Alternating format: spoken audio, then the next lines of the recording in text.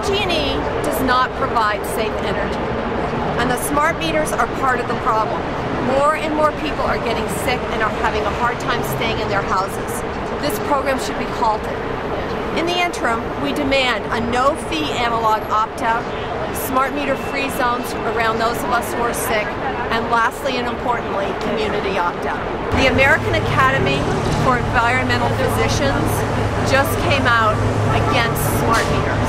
The RF radiation is more and more becoming a problem. The World Health Organization announced about 6 months ago that in fact RF radiation is a carcinogen in the same category as lead and DDT. But the Academy of Physicians are specifically targeting smart meters. These smart meters pulse 10,000 to 100,000 times a day. They are between a 2.5 watt and a 4 watt. You can communicate to South America on less than 1 watt with using a ham radio, okay?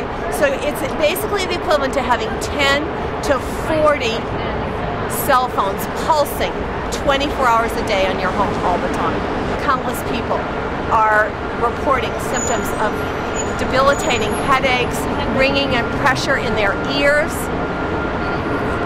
nausea, heart palpitations, depression, anxiety, insomnia, the list goes on.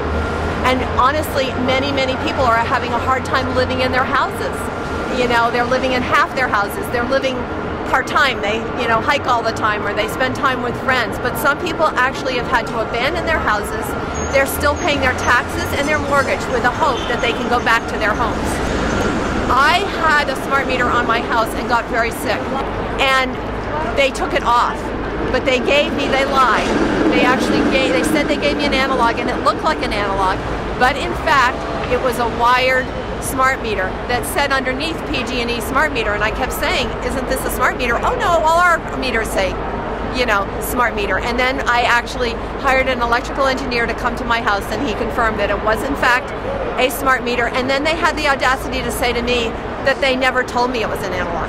So now I do have analog on my house, but guess what? My neighbors' houses all have smart meters, and I am very sick. I'm one of the people that I'm having a hard time staying in my house because the smart meters, the RF radiation, and the extremely low frequency, the ELF, travels, number one, through the walls because it's in the city and their wall is right next to my wall, but even more importantly, it travels in the wires of their house, out on the wires on the street. The wires of the street become antennas into the transformer and into my house. So I hardly use my electricity. My bill last month was $6.50 for electricity. I'm using candles and flashlight. I turn my refrigerator on sparingly. I use my electric heat when I'm not in the house to warm the house up enough so that when I come home I can then just use my gas. It's very hard, and I am getting sicker and sicker with a lot more serious symptoms than the ones I just mentioned to you. We're both here because we're concerned about our security, our privacy, and the effects of EMF radiation. We need to fight it. This is a privacy issue, constitutional rights issue, a safety issue, and a health issue, and we need to stick together and fight this. We are here today at PG&E headquarters because they literally kill for profit. For the last 15 years, PG&E has been illegally siphoning millions from us, ratepayers, into executives' high salaries and bonuses. Through squirmy accounting, they took money that was specifically slated for gas pipe safety, and thus the tragedy of San Bruno occurred. 8 people died, dozens were injured, and 37 homes were destroyed. PG&E kills for profits. PG&E kills for profits. In a similar fashion, PG&E has been forcefully deploying RF microwave utility smart meters, despite a mounting public outcry and increasing scientific evidence that indeed Smart meters are making people sick. It's harmful to people's health. More and more people are having a hard time staying in their houses. It's becoming clear that smart meters are causing a public health emergency. In recent court hearings, PG&E had to admit that smart meters pulse, guess what, 10,000 to 100,000 times a day. It's not a 1 watt, it's a 2.5 to 4 watt. You can communicate to South America with a ham radio with less than 1 watt. A smart meter is the equivalent to 10 to 40 cell phones pulsing on your house 24 times a day. Think about it. How can that be healthy? Neither PG&E nor the CPUC ordered an environmental impact report or independent health studies. PG&E, this is illegal and criminal behavior. PG&E has been callous and non-responsive to the public suffering. PG&E makes people sick, and PG&E kills for profit. PG&E kills for profit. Now, PG&E has agreed to a conventional analog opt-out program. Your tried and true analog. But guess what? With a hefty fee. San Francisco Examiner calls it meter mugging. City Attorney Dennis Herrero calls the fees arbitrary and punitive. PG&E does not want you to opt out. They make millions from laid-off meter readers and inaccurate and high utility bills. Market research shows that without a fee, the opt-out program will bring in 40 to 60% of the population.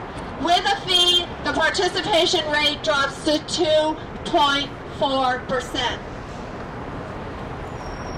We should not have to pay anything. No fee at all. It's called extortion. We have already paid our fees for the last 15 years into the hands of executive bonuses. Let the executives pay our opt-out fees. Let the shareholders pay our opt-out fees. Let PG&E pay for their criminal actions. Let PG&E pay for their criminal actions. They can pay and incur the cost of the opt-out program.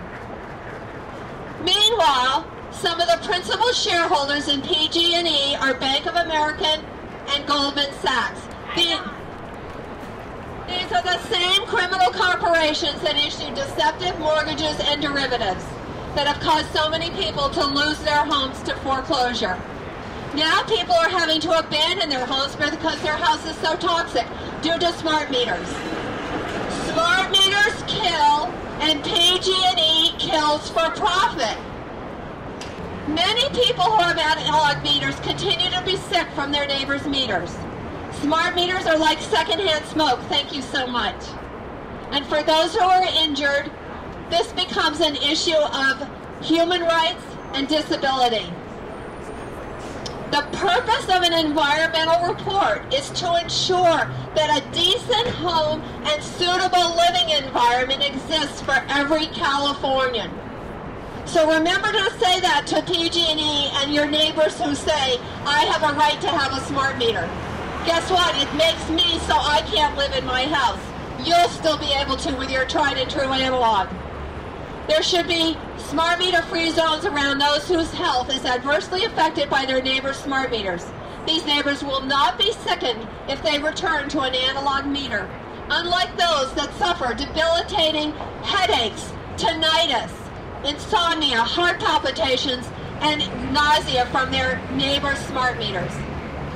Lastly, and very importantly, many towns and municipalities are opposed to smart meters. 13 towns have passed ordinances to outlaw smart meters in their community. PG&E needs to respect their decision, halt the installation of any more smart meters, and return analogs to these communities, and right away. In summary, we demand a no-fee analog opt-out, a smart meter free zone around those that are sick, And lastly, community opt-out program. Thank you. Again, PG&E kills for profit. PG&E kills for profit. You might be asking, where are physicians around this? Where are the doctors on this matter? It's important to know that they are weighing in. Last week, the Santa Cruz County Department of Public Health, the Health Division of the Health Services Agency,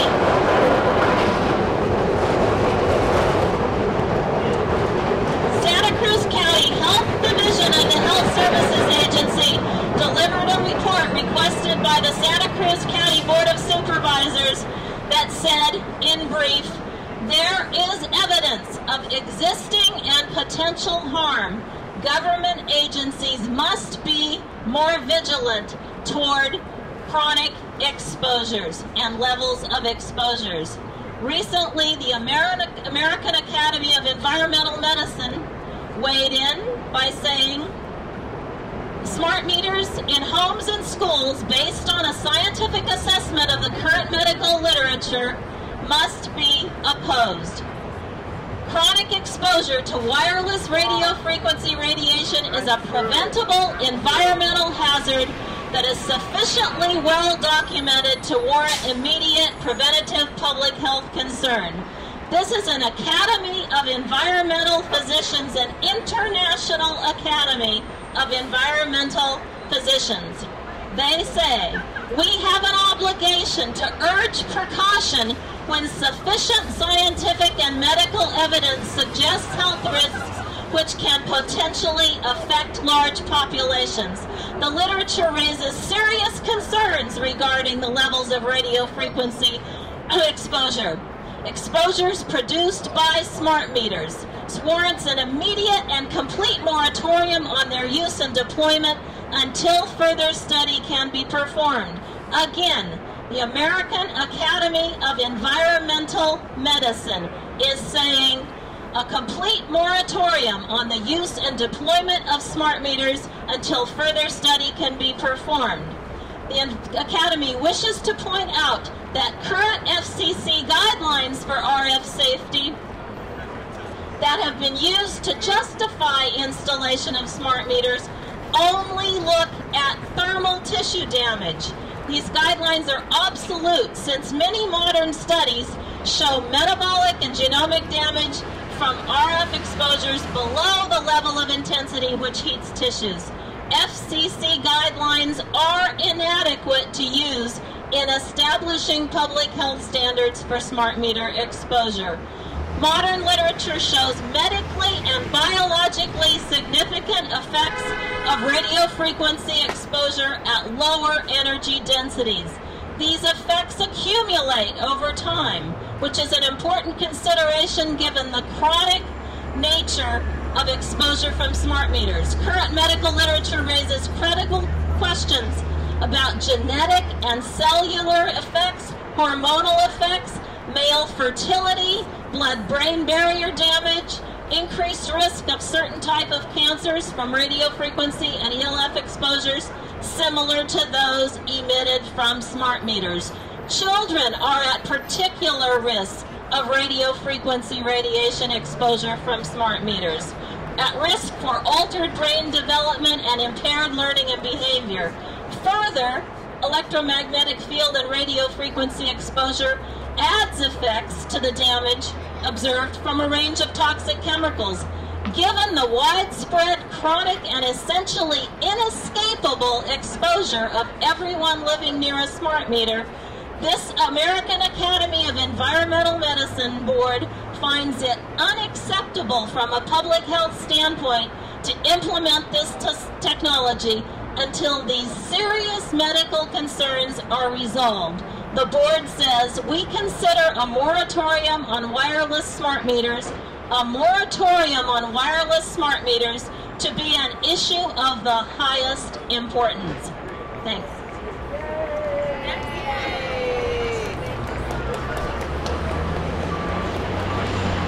Thank you so much, Vicki. That was great. So Deborah and Arlene have just come down from Sebastopol, and they're going to speak about the our constitutional rights. PG&E has taken them away, and everyone is asleep at the wheel. So they're going to go into specifics on that. Okay?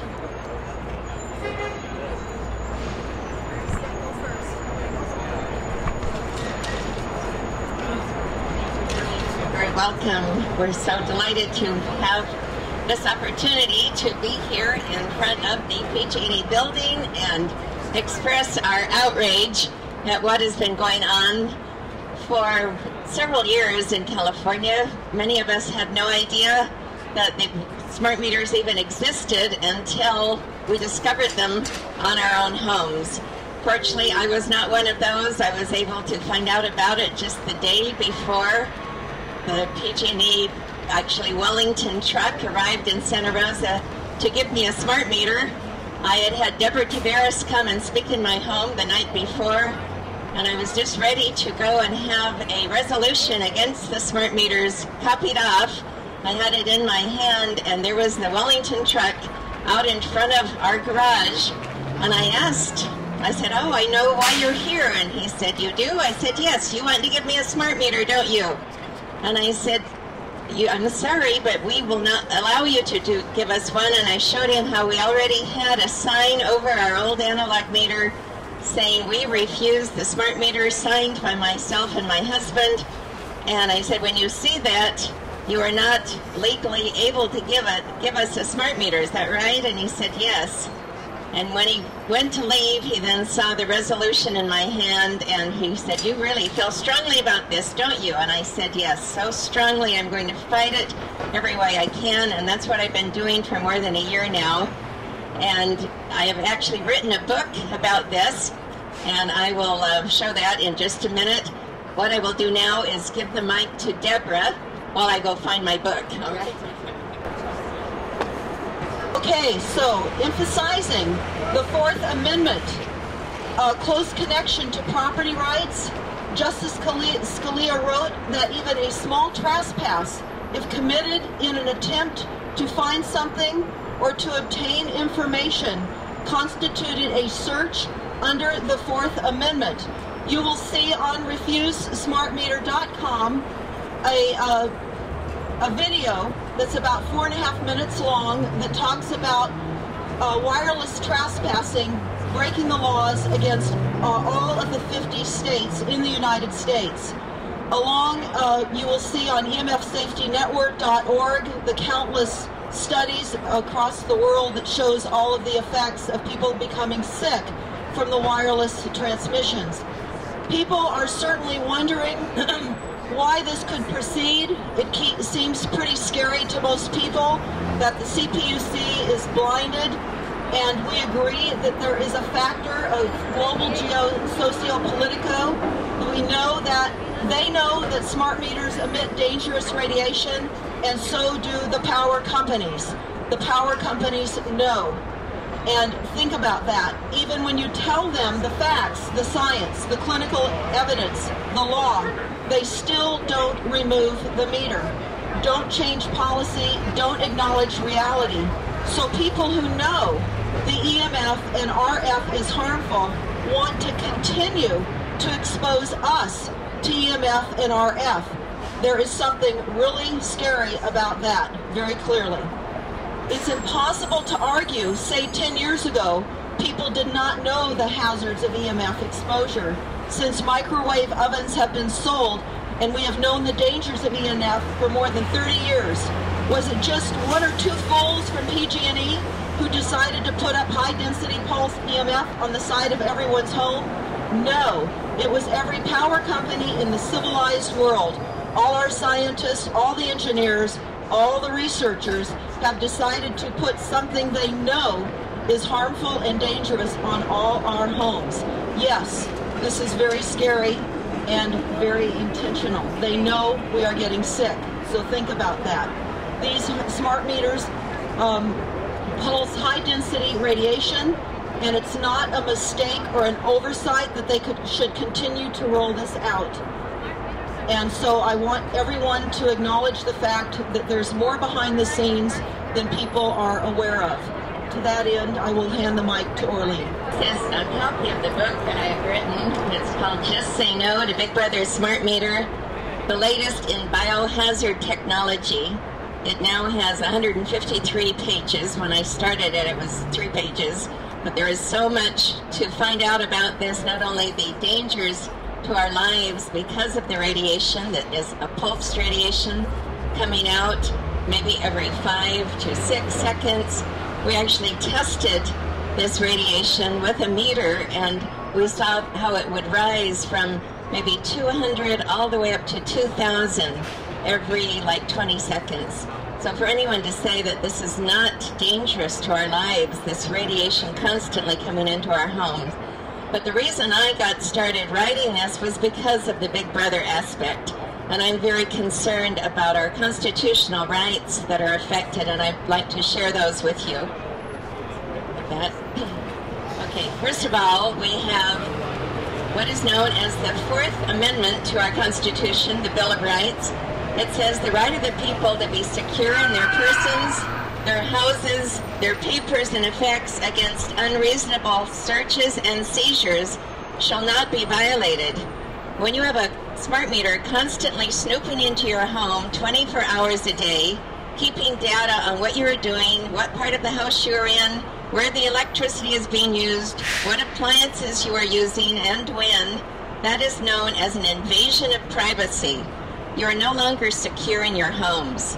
So that is the first violation of our constitutional rights.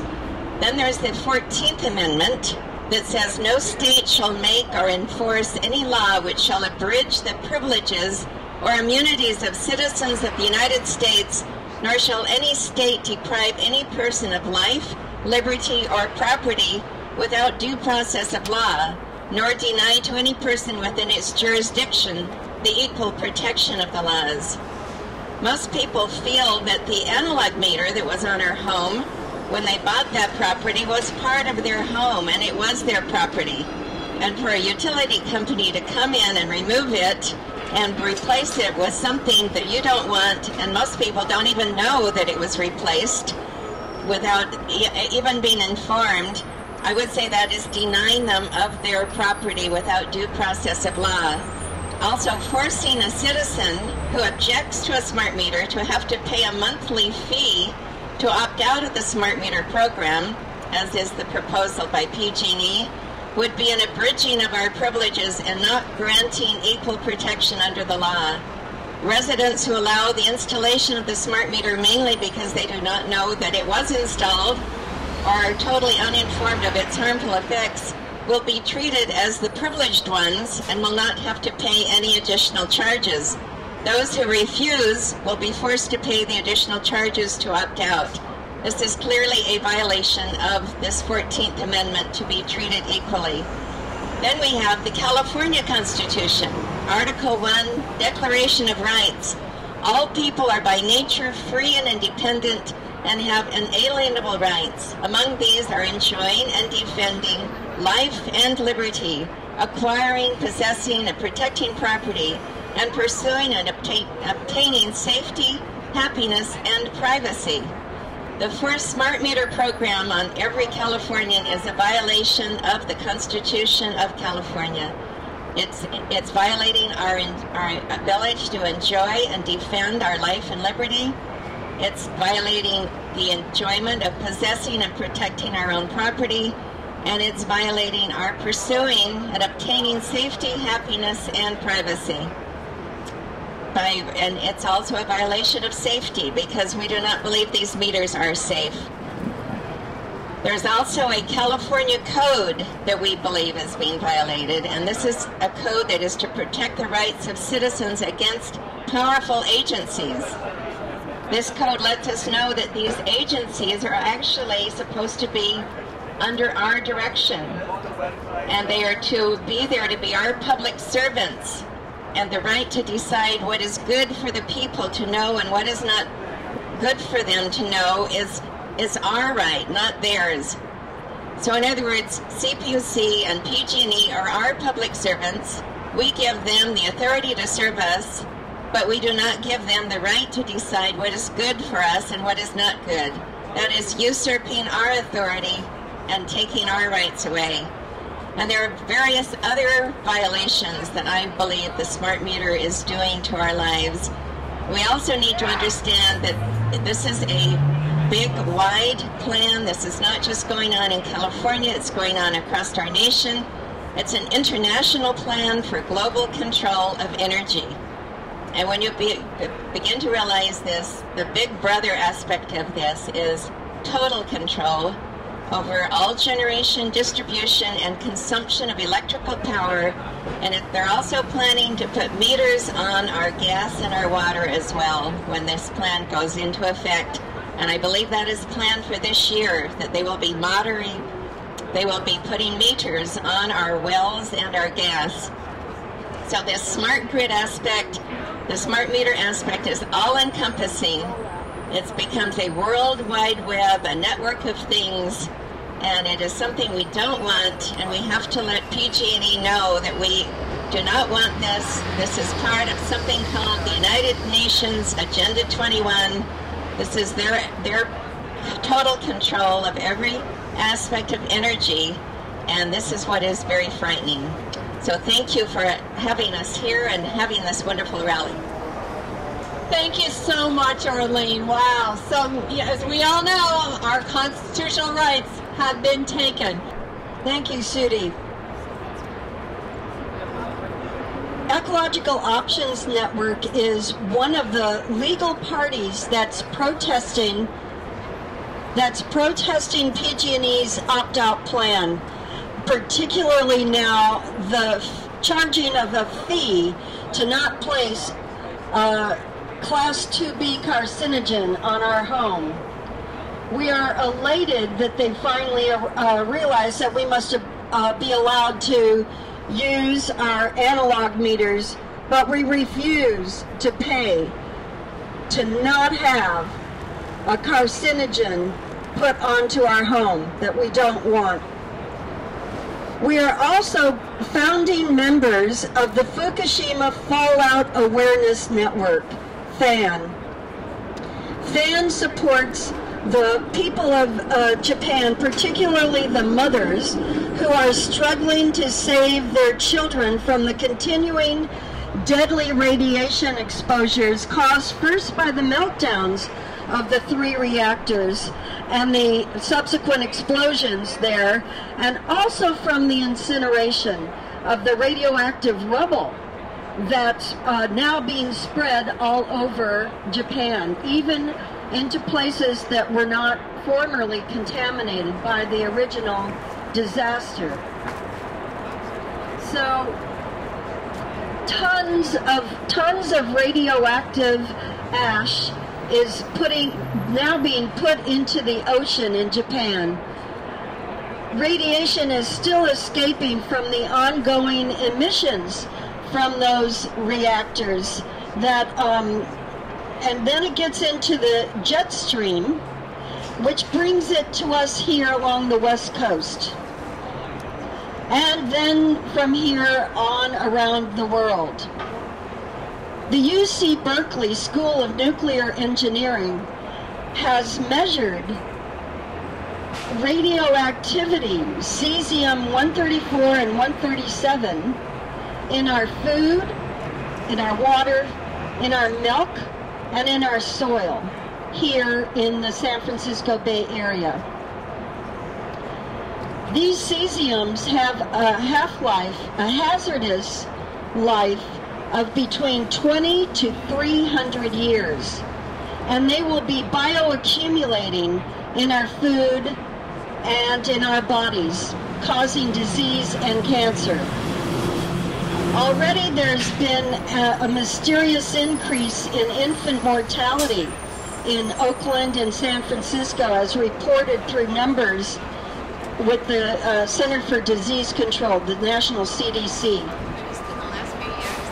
This has been since Fukushima. In addition to the contamination from Fukushima, the radiation from Fukushima, we could have a Fukushima-like disaster happen right here in California because PG&E runs Diablo Canyon. PG&E runs the nuclear power reactors there. It's in San Luis Obispo, only 80 feet above the ocean and on multiple earthquake faults and in a tsunami zone. PG&E, an anti-democratic and criminal corporation whose criminal history goes back 100 years, with a safety culture of cost-cutting and negligence and greed that brought us the Hinkley disaster and the San Bruno tragedy, should not be trusted to run an aging nuclear reactor in a tsunami and earthquake zone. California Energy Commission numbers have shown that we don't need the electricity from Diablo Canyon. Diablo Canyon reactors could be shut down tomorrow and we would not need that energy. So we say to PG&E, no fees for analog meters and shut down Diablo Canyon safely before there's a tragedy like Fukushima here. It's very important to understand the connections of PG&E and the global agenda banks that are causing this havoc globally. This global incarceration internment camp that they're creating on our homes to electrify our homes and to create illness is by a design, and it's being funded by the World Banks. We have the connections of those dots. People need to understand that PG&E has consorted with ICLEI, which stands for Local Council on International Council for Local Environmental Initiatives. We have visited the SEEC website, and everyone can go to that website and connect the dots for themselves and see that they are getting global funding to do this incarceration internment camp around our homes worldwide. PG&E is the template for the other utility companies across the United States. They were at the 1992 Earth Summit in Rio de Janeiro, and they were the top number 25 globalist contributors to the international plan to incarcerate us and create this grid mesh network that has occurred. They have deep tentacles of sinister work ethics, and they are continuing to do so in monstrous proportions. And that is most important for people to understand. This is much, much larger. Thank you. Thank you so much, Deborah. Yes, some of these terms may sound extreme, but when you have no place to live because you're getting so sick and you have to leave your home, but you turn around you and there's no other home to move to. And, you know, for me, I thought, well, maybe I can go to Mexico, but I found out that they're putting smart meters on the little palapas down there. I mean, what is going on?